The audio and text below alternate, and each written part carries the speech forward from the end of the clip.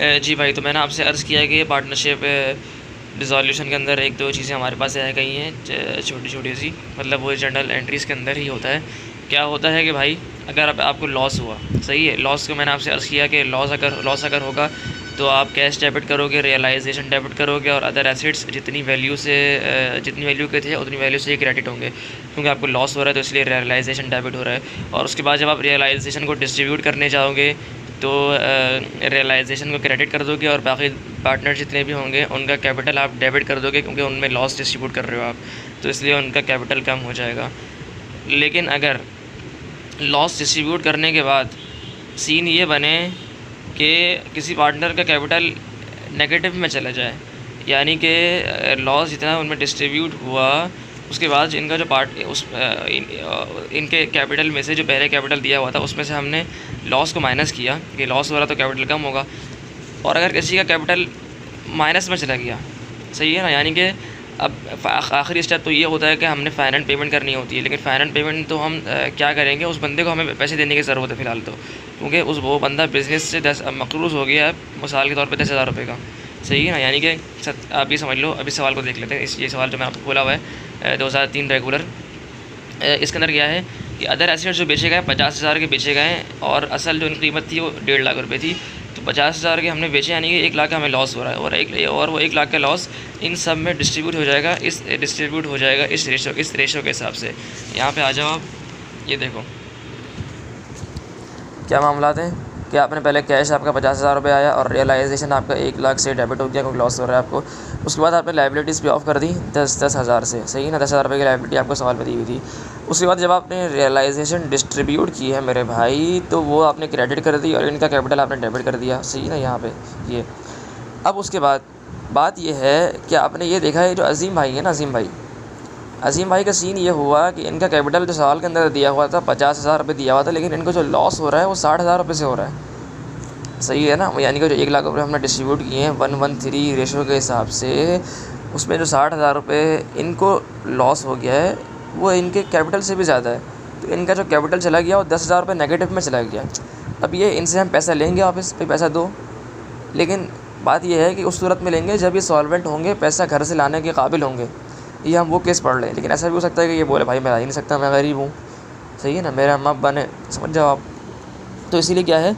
कि ये बंदा लेकिन अभी फ़िलहाल ये बोल रहा है कि ठीक है मैं घर से पैसा ला सकता हूँ, तो घर से पैसा लाया, कैश आपका बढ़ गया और अज़ीम कैपिटल भी आपका बढ़ गया, यानी कि पहले जो इसका नेगेटिव में चला गया अब इसका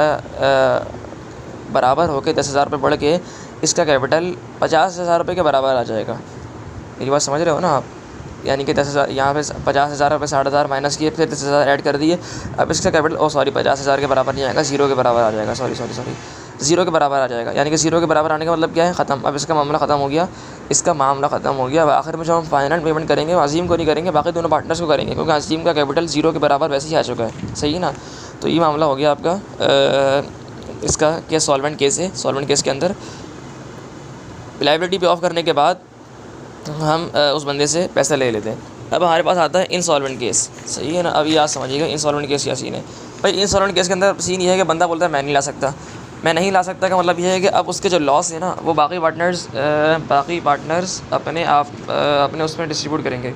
सही है ना। यहाँ पे जैसे सवाल है, अभी आप सवाल पे गौर नहीं कीजिएगा, आप सिर्फ जवाब में गौर करें कि भाई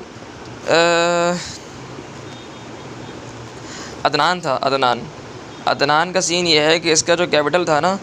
वो कैपिटल, इसका असल कैपिटल था 12,000 रुपये, सही है ना। इस सवाल के अंदर दिया हुआ है, छोड़ो सवाल कौन सा है उसको छोड़ो, लेकिन सवाल के अंदर कैपिटल अदनान का 12,000 रुपये दिया हुआ था, और ये 12,000 रुपये में जब इसको लॉस हुआ 20,000 रुपये का, तो यानी कि इसका कैपिटल चला गया नेगेटिव में 8,000 रुपये। अभी जो नेगेटिव में 8,000 रुपये गया है ना, ये बोल रहा है कि मैं ये 8,000 रुपये घर से नहीं ला सकता। तो अब जो बाकी दोनों पार्टनर्स हैं सलमान और कामरान, वो अपने घर से ही पैसा लाएंगे, क्योंकि वो दोनों सॉल्वेंट हैं, वो ला सकते हैं। तो वो दोनों अपने अपने रेशो के हिसाब से, रेशो इनका दिया हुआ था, रेशो होता है कितना, 3 और 1, सही है ना। तो 8,000 रुपये जो बराबर डिस्ट्रीब्यूट होंगे इन दोनों में 3 और 1 के हिसाब से। तो 6,000 रुपये सलमान लाएगा, कामरान लाएगा 2,000 रुपये, और फिर अदनान का कैपिटल बढ़ जाएगा 8,000 रुपये से।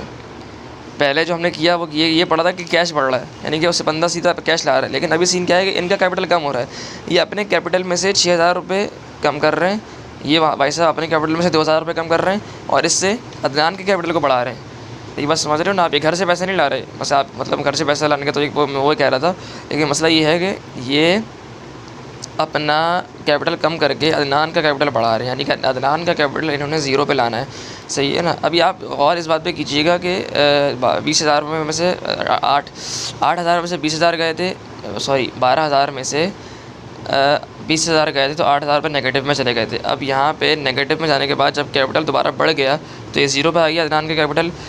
और इनका कैपिटल जो है ना सलमान और कामरान का, वो भी जितना कैपिटल सवाल में दिया हुआ था ना उससे 6,000 उसमें से 6,000 रुपये लेस हो जाएंगे, और कामरान के कैपिटल में से 2,000 रुपये लेस हो जाएंगे, यानी कि सलमान का कैपिटल 20,000 रुपये दिया हुआ था और कामरान का भी 20,000 रुपये दिया हुआ था। लेकिन यहाँ पे चूँकि इन दोनों ने अदनान के लिए कुर्बानी दी है, तो अब इससे इनका कैपिटल कम हो जाएगा, और जो फाइनल पेमेंट इनको होगी वो थोड़ा सा लेस होगी, और फिर कैश इनको 32,000 रुपये इन दोनों को मिल गया। सही है, ये आपका चैप्टर पूरा हो गया।